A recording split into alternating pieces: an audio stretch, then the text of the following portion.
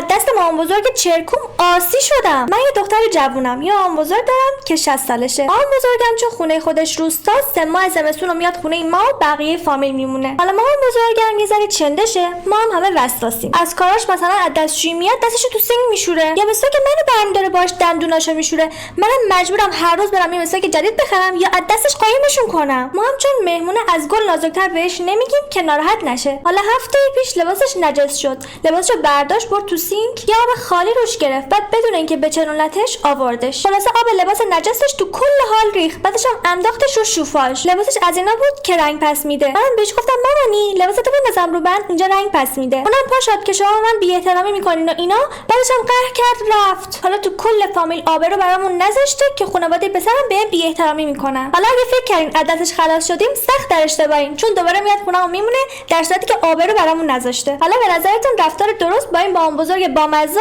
یه ذره چرکمون چیه؟